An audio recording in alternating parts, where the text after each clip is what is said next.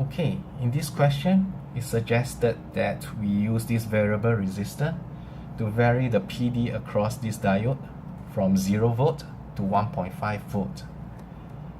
We can easily obtain 1.5 volts across the diode by tapping the variable resistor at its extreme left end.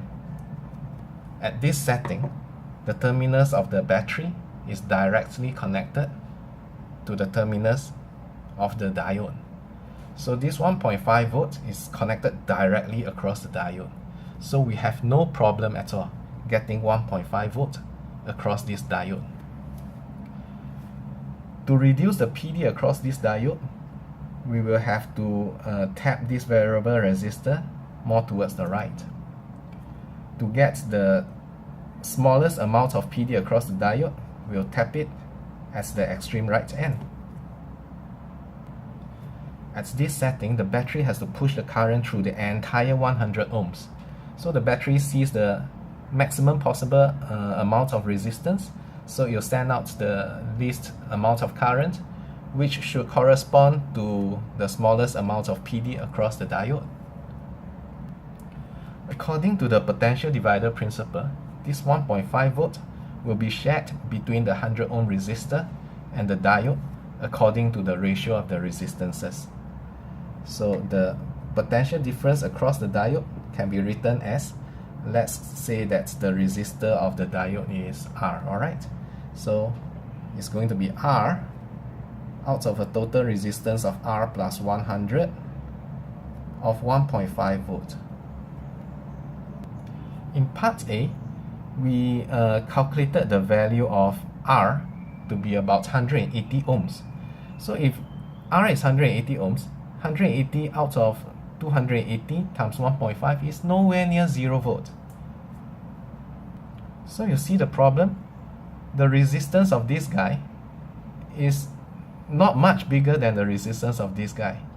If this guy is, say, a few hundred kilo ohms, then 100 divided by 100 plus 100,000, then we'll practically get a ratio of 0, and we can practically reduce the PD across the diode to be practically 0.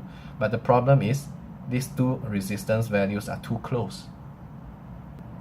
In part A of the question, we actually have already noticed that if the PD across the diode is 0.8 volt, then the current flowing through it is 4.4 milliamps. We can make use of these numbers to do a rough calculation. So if you got 1.5 volts of EMF and 0.8 volts of PD across this diode, that means the PD across the resistor here should be 0.7 volt, because 1.5 minus 0.8 is a 0.7. The current through the diode is of course also the current through this variable resistor. So I also have a 4.4 milliamp here through the resistance. We can now calculate the required resistance value of this variable resistor. So resistance is V over I, right? So 0.7 volt divided by 4.4 milliamps. This will give us the number 159 ohms. So you see, if we want to produce a PD of 0.8 volts across this diode, we must set this variable resistor to a resistance values of 159 ohms. But the question says that the maximum resistance value is only 100 ohms. So even when we have set it to 100, we cannot produce a PD of only 0.8 volts across this diode. To reduce the PD further to say 0.5, 0.3, 0.1 volts will require even larger resistance values here.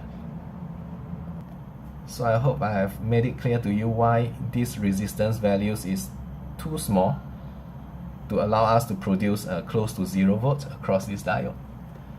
Okay, that's all. Ta-ta!